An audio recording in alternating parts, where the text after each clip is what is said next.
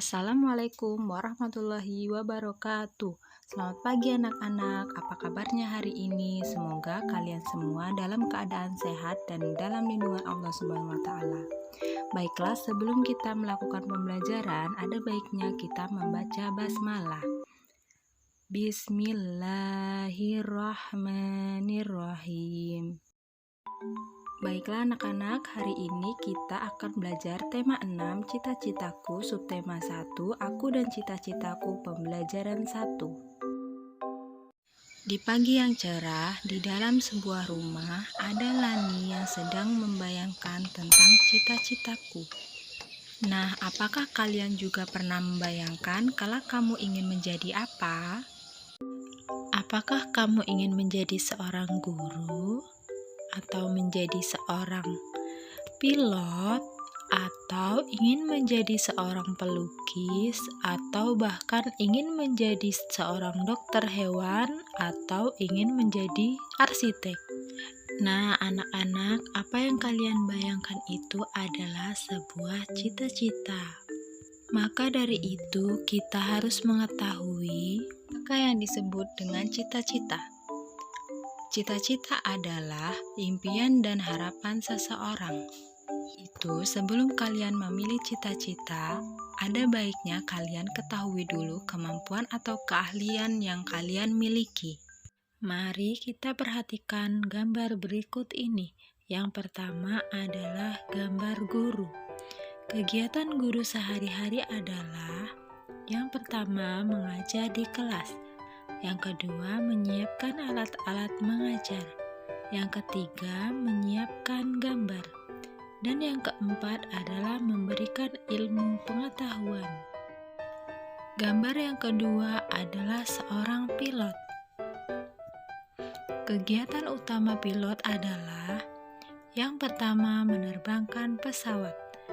Yang kedua, menjaga keselamatan penumpang. Yang ketiga, menjaga kesehatan diri sendiri. Dan yang keempat, bertanggung jawab atas keamanan dan keselamatan pesawat.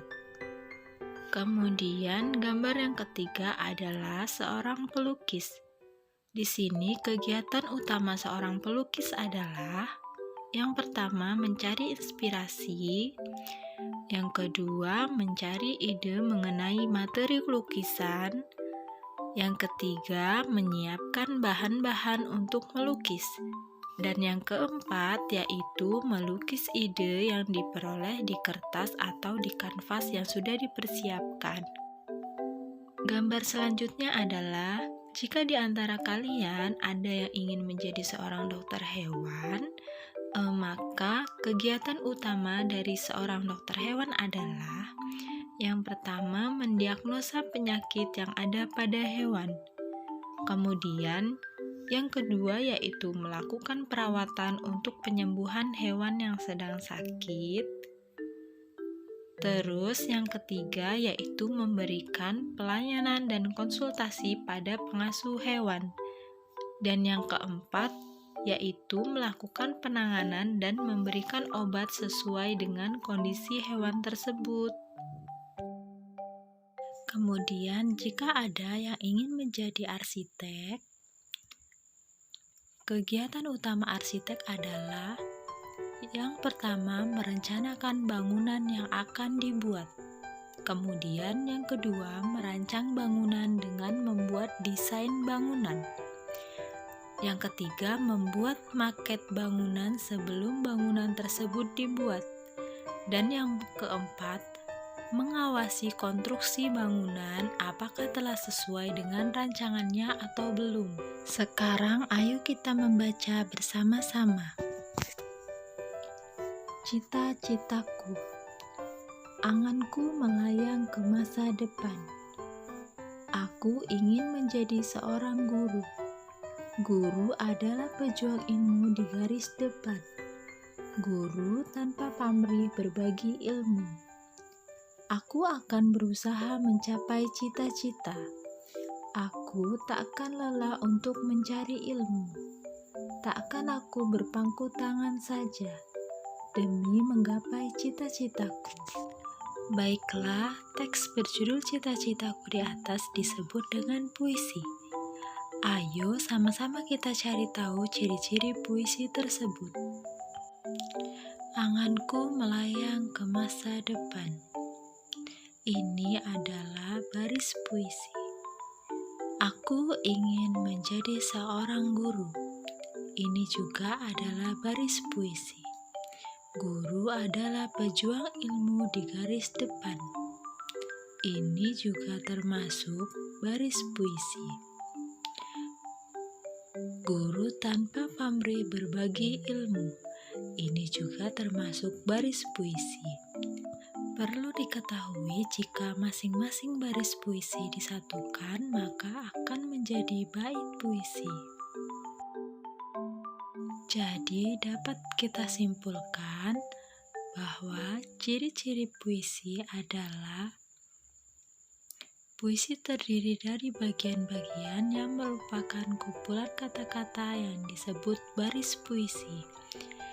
Baris-baris puisi terkumpul menjadi bagian-bagian yang disebut bait puisi. Ayo mengamati. Di sini ada Lani. Lani bercita-cita sebagai dokter hewan. Perhatikan gambar beberapa hewan peliharaan berikut.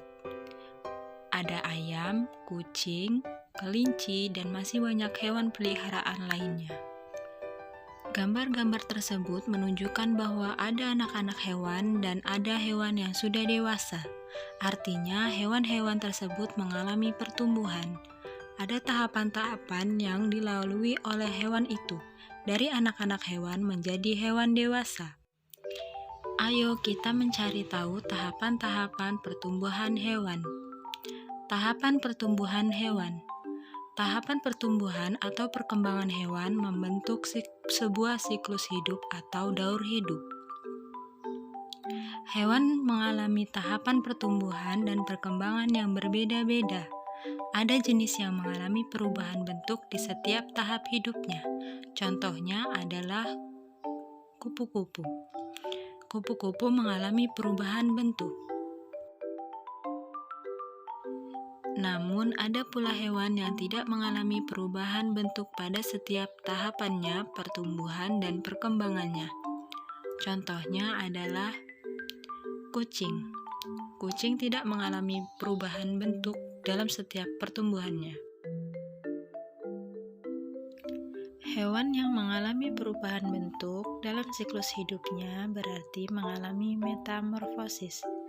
Sedangkan hewan yang tidak mengalami perubahan bentuk dalam siklus hidupnya berarti tidak mengalami metamorfosis.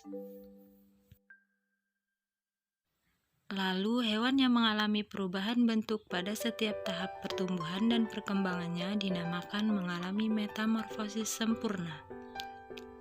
Sedangkan hewan yang mengalami perubahan bentuk hanya pada beberapa tahap tumbuh kembangnya dinamakan mengalami metamorfosis yang tidak sempurna.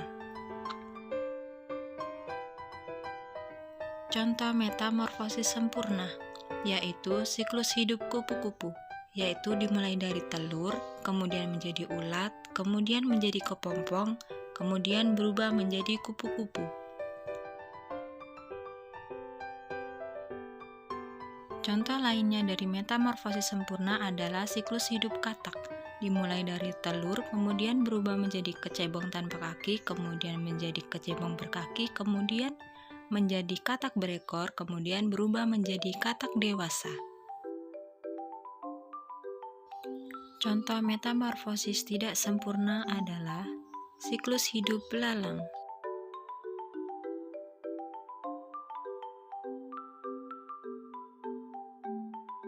Contoh lain dari metamorfosis tidak sempurna adalah siklus hidup kecoa.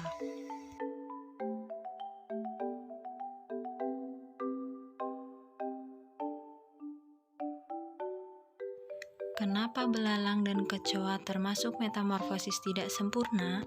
Karena hewan hanya mengalami perubahan bentuk pada beberapa tahap kembangnya saja.